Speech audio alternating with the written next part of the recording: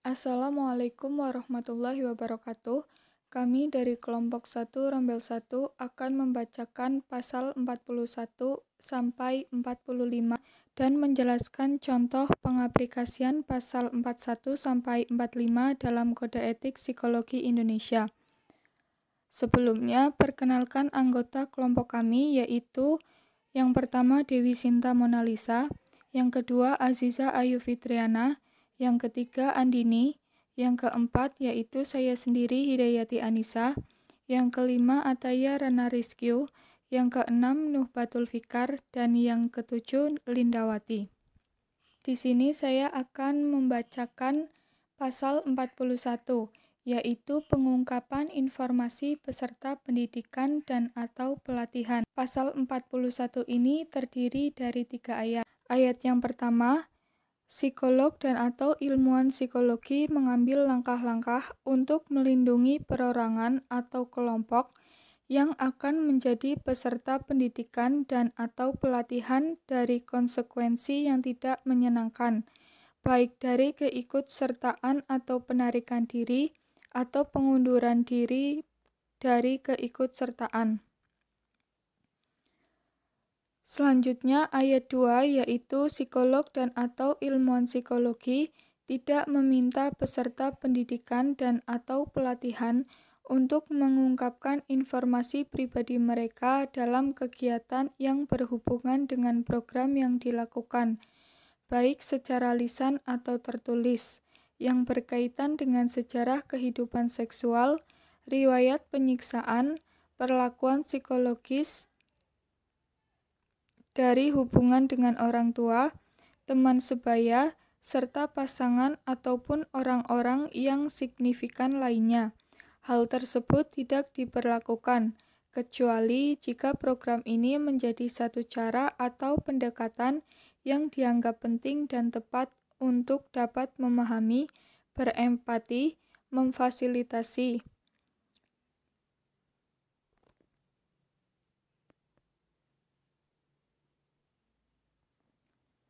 pemulihan dan atau memampukan peserta untuk menemukan pendekatan penanganan yang tepat bagi isu atau kasus khusus tersebut. Selanjutnya ayat ketiga, yaitu bila pengungkapan informasi pribadi yang peka harus dilakukan, hal tersebut harus dilakukan oleh psikolog dan atau ilmuwan psikologi yang terlatih untuk memastikan kebermanfaatan maksimal, mencegah dampak negatif dari hal tersebut, serta untuk tetap memastikan tidak diungkapkannya informasi pribadi tersebut dalam konteks lain di luar kegiatan ini oleh semua pihak yang terlibat. Selanjutnya, saya akan memberikan contoh pengaplikasian pasal 41. Di sini terdapat seorang dosen psikologi yang bertanya kepada mahasiswanya, mengapa mahasiswa tersebut sering terlambat masuk kelas dan sering tidak mengerjakan tugas. Mahasiswa psikologi tersebut menjelaskan bahwa ia sedang ada masalah pribadi dengan orang tuanya, sehingga hal ini mempengaruhi perkuliahannya. Lalu dosen meminta mahasiswa tersebut untuk menceritakan masalah pribadinya agar bisa ditemukan pendekatan untuk menyelesaikan kasus permasalahan mahasiswa tersebut. Di sini, saya akan menjelaskan pasal 42 mengenai kewajiban peserta pendidikan dan atau pelatihan untuk mengikuti program pendidikan yang diisyaratkan. Bila suatu pendidikan dan atau pelatihan atau suatu kegiatan merupakan persyaratan dalam suatu program pendidikan dan atau pelatihan, maka penyelenggara harus bertanggung jawab bahwa program tersebut tersedia. Pendidikan dan atau pelatihan yang disyaratkan tersebut diberikan oleh ahli dalam bidangnya yang dapat tidak berhubungan dengan program pendidikan dan atau pelatihan tersebut. Contoh atau gambaran aplikasi pasal 42. Seorang guru BK membutuhkan seorang psikolog pendidikan untuk melakukan asesmen dan pengukuran psikologi terhadap siswa atau siswi dengan menggunakan alat tes psikologi untuk mengetahui kondisi psikologis anak, serta untuk mengklarifikasi setiap potensi yang dimiliki oleh siswa atau siswi. Selanjutnya, pasal 43 menjelaskan tentang penilaian kinerja peserta pendidikan dan atau pelatihan atau orang yang disupervisi. Ayat 1. Psikolog dan atau ilmuwan psikologi dalam bidang pendidikan, pelatihan, pengawasan, atau supervisi menetapkan proses yang spesifik dan berjadwal untuk memberikan umpan balik kepada peserta pendidikan dan atau pelatihan atau orang yang disupervisi. Informasi mengenai proses tersebut diberikan pada awal pengawasan.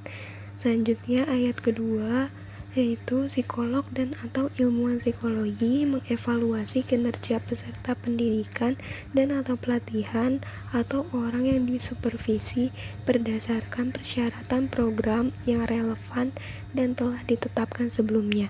Selanjutnya saya akan membacakan contoh dari pasal 43 ini, yaitu yang pertama, seorang psikolog atau ilmuwan psikologi akan mengadakan pelatihan mengenai konseling kepada para calon psikolog dan atau ilmuwan psikologi. Maka pemberian informasi dilakukan jauh hari melalui pesan pribadi kepada calon peserta melalui email maupun bersifat publik yang dipublikasi pada sosial media. Baik, di sini saya akan menjelaskan mengenai pasal 44 Kode Etik Psikologi Indonesia. Pada pasal 44 ini menjelaskan tentang keakraban seksual dengan peserta pendidikan dan atau pelatihan atau orang yang disupervisi. Pada pasal ini terdiri dari 2 ayat. Ayat pertama yang berbunyi, psikolog dan atau ilmuwan psikologi tidak terlibat dalam keakraban seksual dengan peserta pendidikan dan atau pelatihan atau orang yang sedang disupervisi, orang yang berada di agensi atau biro konsultasi psikologi, pusat pelatihan atau tempat kerja, di mana psikolog dan atau ilmuwan psikologi tersebut mempunyai wewenang akan menilai atau mengevaluasi mereka.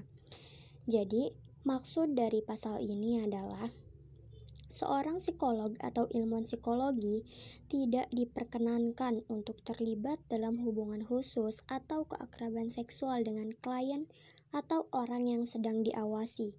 Karena apabila hal itu terjadi, maka dikhawatirkan akan mempengaruhi keaslian dalam penilaian, sehingga penilaian menjadi tidak objektif. Untuk contoh dari ayat 1 ini akan dijelaskan sebagai berikut. Winda adalah seorang psikolog. Untuk itu, dia tidak diperbolehkan untuk memiliki hubungan khusus atau keakraban seksual dengan kliennya. Baik, selanjutnya kita memasuki pada ayat yang kedua yang berbunyi, bila hal di atas tidak terhindari karena berbagai alasan, misalnya karena adanya hubungan khusus yang telah terbawa sebelumnya, tanggung jawab tersebut harus dialihkan pada psikolog dan atau ilmuwan psikologi lain yang memiliki hubungan netral dengan peserta untuk memastikan objektivitas dan meminimalkan kemungkinan-kemungkinan negatif pada semua pihak yang terlibat. Maksud dari ayat ini adalah apabila hubungan khusus atau keakraban seksual tersebut tidak dapat terhindarkan, maka tanggung jawab psikologi atau ilmuwan psikologi tersebut harus dipindah tangankan kepada psikolog atau ilmuwan psikologi lain yang memiliki hubungan netral dengan klien atau orang yang sedang disupervisi tersebut. Hal ini dilakukan sebagai upaya untuk meminimalisir dampak negatif yang mungkin terjadi, seperti tidak objektifnya penilaian, terjadinya diskriminasi, dan lain sebagainya. Untuk contoh dari pasal 44 ayat 2 yaitu, Linda adalah seorang psikolog yang bekerja di perusahaan multinasional. Suatu hari, dia ditugaskan untuk memberikan tes wawancara kepada para calon pegawai yang akan diseleksi. Tetapi ternyata salah satu dari calon pegawainya adalah saudaranya sendiri. Maka dari itu, Linda menyerahkan tanggung jawabnya kepada psikolog lain yang memiliki hubungan netral dengan calon pegawai tersebut. Baik, sekiranya itu yang dapat saya sampaikan. Pembahasan berikutnya akan dijelaskan oleh rekan saya. Masuk ke bab 9 tentang penelitian dan publikasi. Pasal 45 Pedoman Umum. Ayat 1. Penelitian adalah suatu rangkaian proses secara sistematis berdasar pengetahuan yang bertujuan memperoleh fakta dan atau menguji teori dan atau menguji intervensi yang menggunakan metode ilmiah dengan cara mengumpulkan, mencatat, dan menganalisis data. Ayat 2. Psikolog dan atau ilmu psikologi dalam melaksanakan penelitian diawali dengan menyusun dan menuliskan rencana penelitian sedemikian rupa dalam proposal dan protokol penelitian sehingga dapat dipahami oleh pihak-pihak lain yang berkepentingan. Psikolog dan atau ilmu psikologi membuat desain penelitian, melaksanakan, melaporkan hasilnya yang disusun sesuai dengan standar atau kompetensi ilmiah dan etika penelitian. Contoh dan pengaplikasian pasal 45 pada Kode Etik Psikologi Indonesia. Jika ditemukan seorang psikolog atau ilmu psikologi melakukan penelitian tanpa menguji teori ataupun intervensi terlebih dahulu, maka akan merugikan partisipan dan hasil yang diperoleh tidak sesuai dengan teori fakta yang dibutuhkan. Karena pada pasal ini yang disebutkan bahwa penelitian adalah suatu rangkaian proses secara sistematis yang berdasar pengetahuan. Untuk memulai penelitian, seorang psikolog atau ilmu psikologi harus menyusun dan menuliskan rencana terlebih dahulu yang sesuai dengan proposal dan protokol penelitian. Jika tanpa diawali dengan menyusun dan menuliskan rencana penelitian tersebut, maka penelitian yang diinginkan tidak terwujud dan waktunya tidak bisa diperpanjang. Hal ini mengakibatkan psikolog mengalami kesulitan dalam mencari penelitian baru. Selain itu, menyusun dan menuliskan rencana penelitian bertujuan agar pihak yang berkepentingan lainnya tidak terjadi kesalahpahaman dalam penelitian.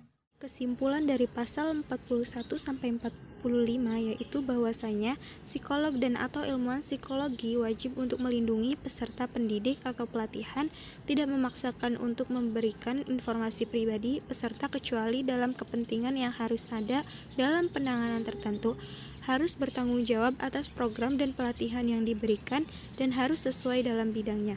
Juga memberikan pelatihan yang sudah terjadwal kepada para peserta dan mengevaluasi para peserta pendidik atau pelatihan. Psikolog dan atau ilmuwan psikologi juga harus memiliki hubungan yang netral kepada para peserta pendidik, pelatihan ataupun orang yang sedang disupervisi.